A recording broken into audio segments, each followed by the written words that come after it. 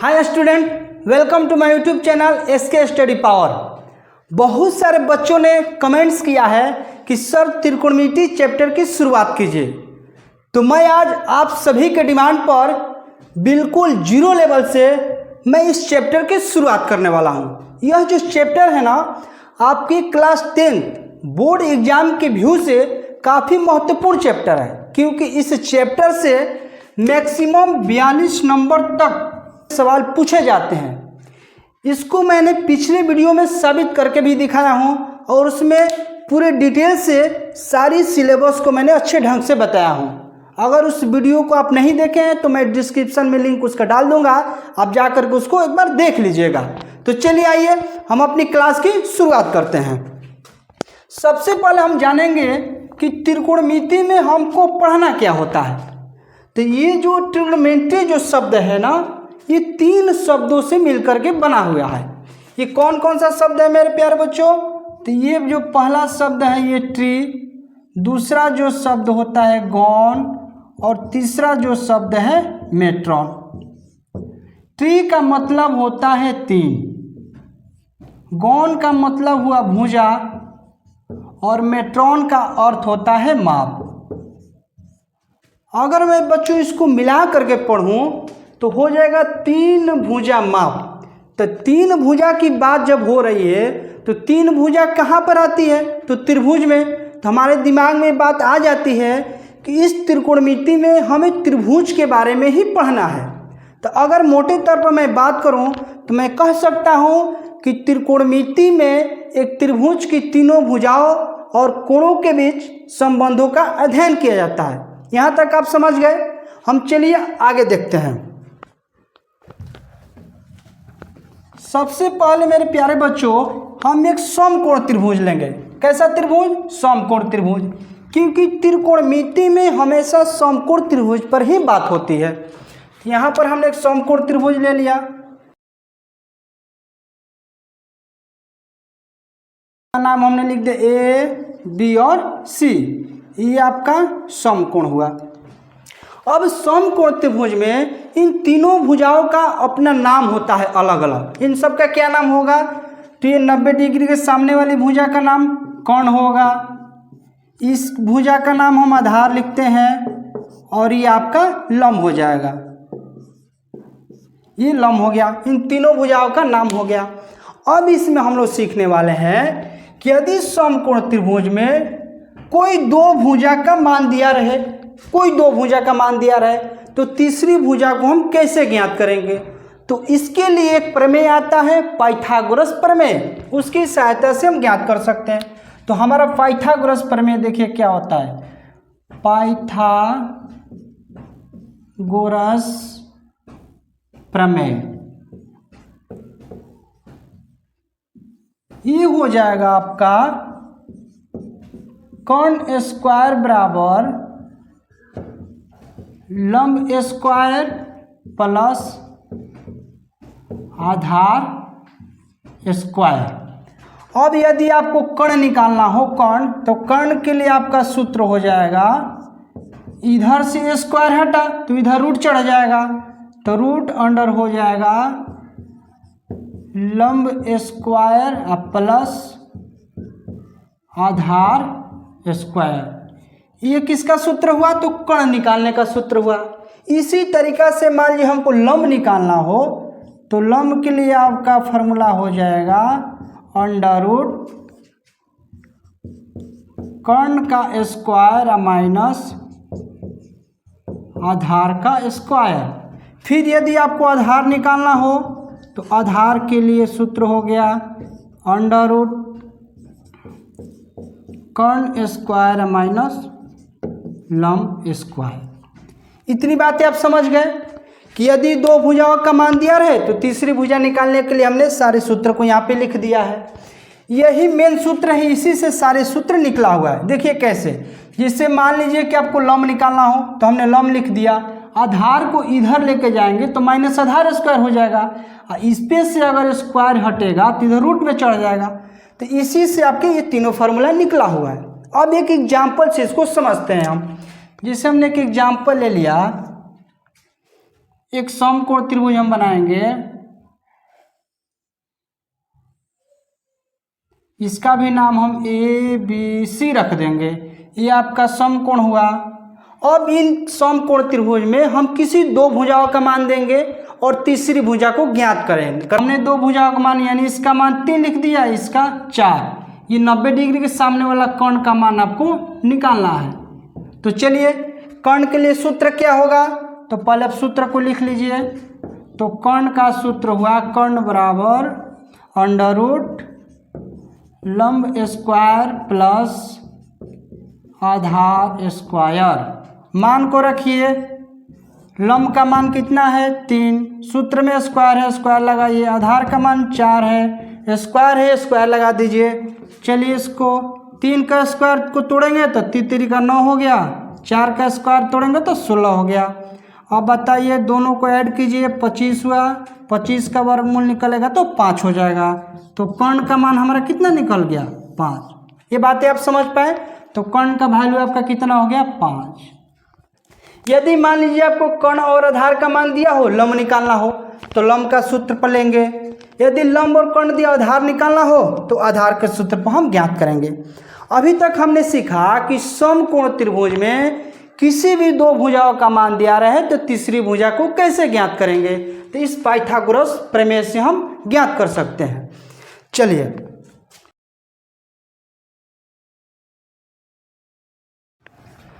अब मेरे प्यारे बच्चों, अब हम लोग जानने वाले हैं त्रिकोणमितीय अनुपातों के बारे में। तो त्रिकोणमितीय अनुपात टोटल हमारे 6 गो होते हैं। कितने होते हैं 6 होते हैं। चलिए, इसको हम लोग देखते हैं कौन कौन सा त्रिकोणमितीय अनुपात होगा।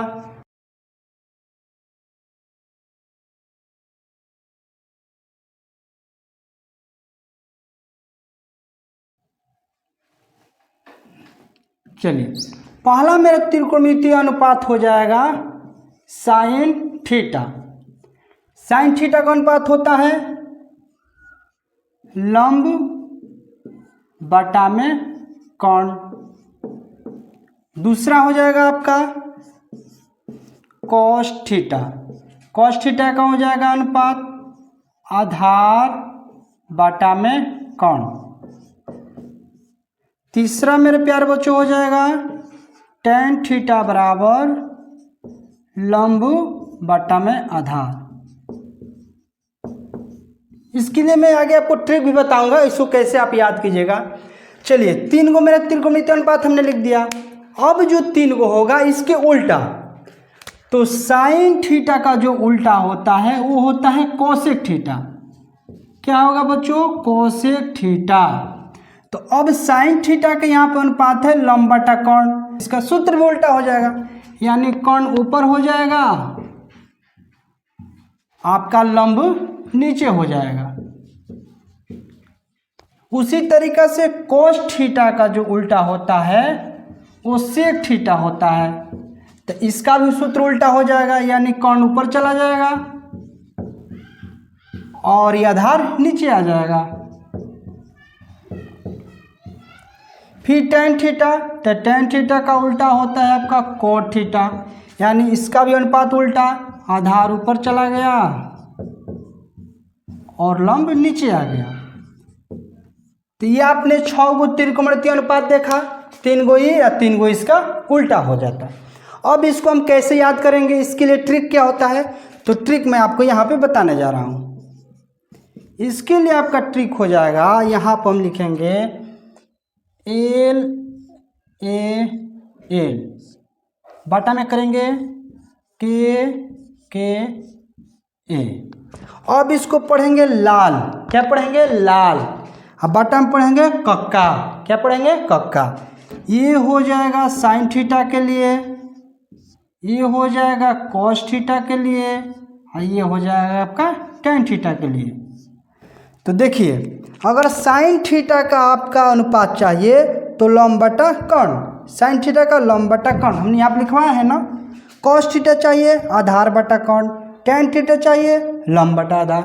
ये 3 गो आपको याद रहेगा, तो इसके उल्टा 3 गो आप्रूपी आपको याद हो जाएगा। तो यार बच्चों, आपको ये ट्रिक याद रखना है, लाल बटा कक्का। लाल बटा कक्का के ट्रिक से आपके सारे त्रिकोणमितीय अनुपात याद हो जाएंगे। चलिए हम आगे देखते हैं, एक बहुत ही इंपॉर्टेंट बात आगे सीखने वाले हैं। जैसे हम एक समकोण त्रिभुज लेते हैं, एक हमने समकोण त्रिभुज ले लिया, इसका नाम रख दिया ए बी और सी, ये आपका 90 डिग्री हो गया। तो मेरे प्यारे बच्चों एक बात यहाँ पर आप ध्यान रखिएगा कि जो 90 डिग्री के सामने वाली जो भुजा होती है वो कर्ण होती है। वो क्या होती है? कर्ण। ये हमेशा फिक्स होता है कि 90 डिग्री के सामने वाली भुजा कर्ण होती है। ये जो दोनों का जो जगह होता है वो बदलते रहता है। आधार के जगह पे कभी लंब हो जाएगा, लंब के जगह पे कभी आधार भी हो जाएगा। इसको हम कैसे समझेंगे? जिससे हम सबका मान लिख देते हैं। मान लीजिए 3 सेंटीमीटर, ये 4 सेंटीमीटर और कर्ण आपका 5 सेंटीमीटर है। अब जैसे मान लीजिए कि हम लिखते हैं साइन ए, इसको थीटा से हम समझेंगे। साइन ए, थीटा के जगह पे हमने ए लिखा, सारा जो थीटा लिखा हुआ है ना, थीटा के जगह पे कुछ ना कुछ जरूर रहेगा, ए बी सी कुछ भी रहेगा जरूर।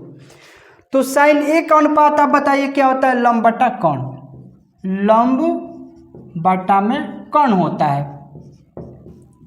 अब हम यहाँ पे समझेंगे कि थीटा के जगह पे ए है, यहाँ पे है ना, तो जो थीटा के सामने वाली जो भुजा होगी, एक बार फिर से मैं रिपीट कर रहा हूँ, जो थीटा के सामने वाली भुजा होगी वो क्या होती है? लंब। जो थीटा के सामने वाली भुजा होती है वो हमेशा क्या कहलाती है? लंब कहलाती है।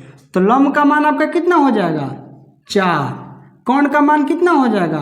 5। तो इस बात को हमेशा आप ध्यान रखिएगा। जिससे मैं एक और लेता हूँ, जैसे मैं लिख दूँ साइन सी, तो साइन थीटा के जगह पे हमने सी लिखा है, अनुपात तो वही रहेगा, लंब बटा में कर्ण, सूत्र तो चेंज होगा नहीं।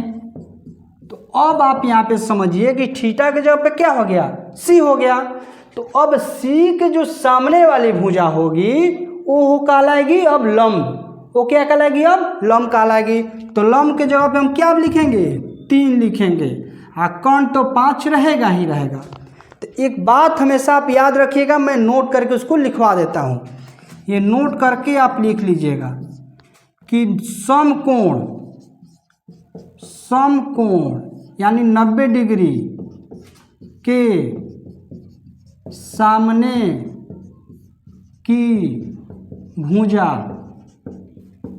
कर्ण, 90 डिग्री के सामने की भुजा कर्ण,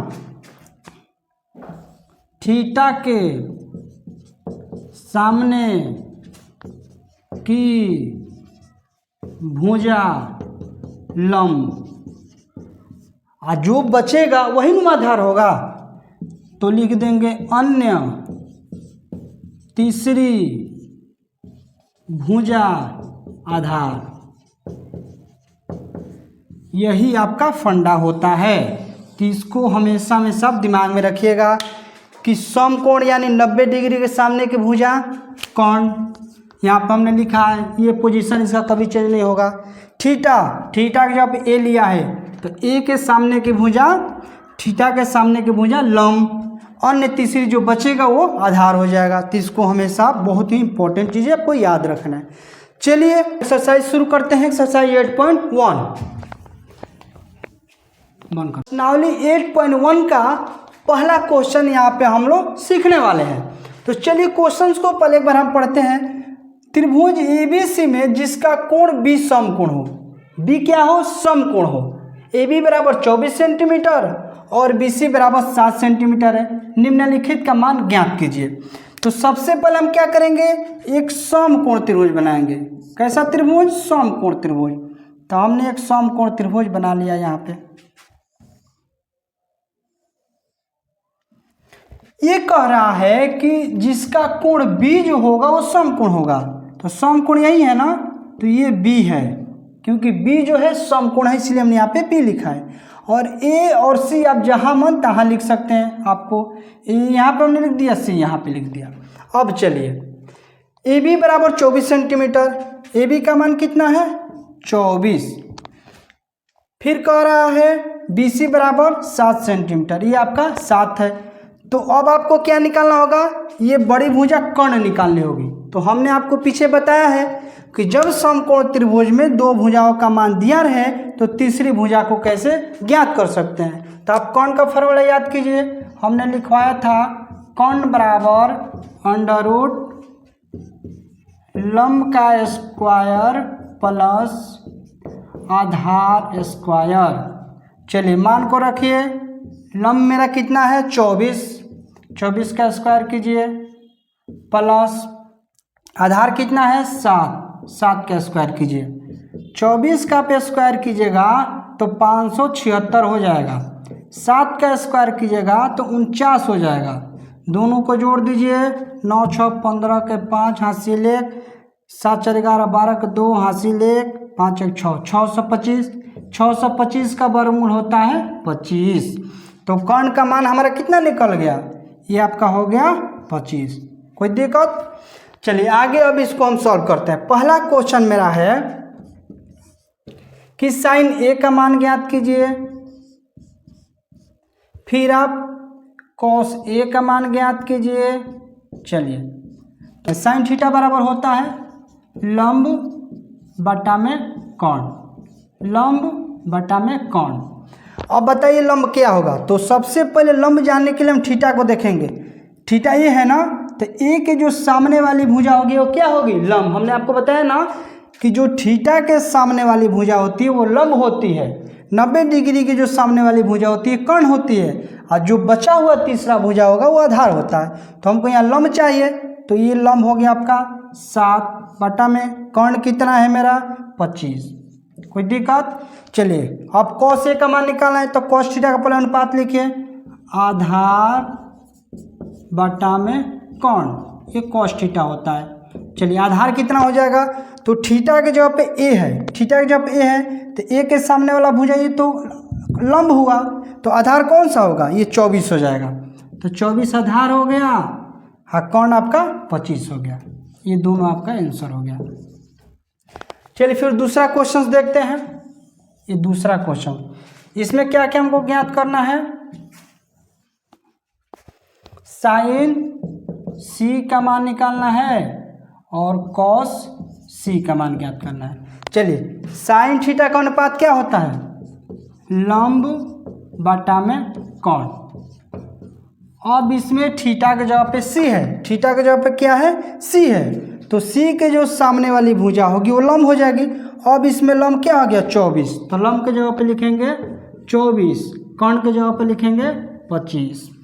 अब ये बताइए कॉस सी, कॉस थीटा का अनुपात क्या होता है, आधार बटा में कर्ण। अब इसमें थीटा के जगह पे सी है, तो इसका अनुपात आप खुद हमको कमेंट में आंसर बताइएगा इसका क्या हो जाएगा।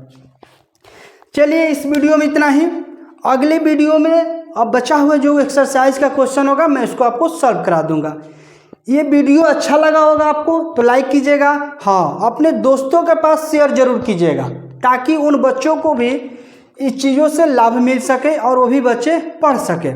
तो चलिए इस वीडियो में इतना ही, मिलते हैं अगले वीडियो में, तब तक के लिए बाय बाय।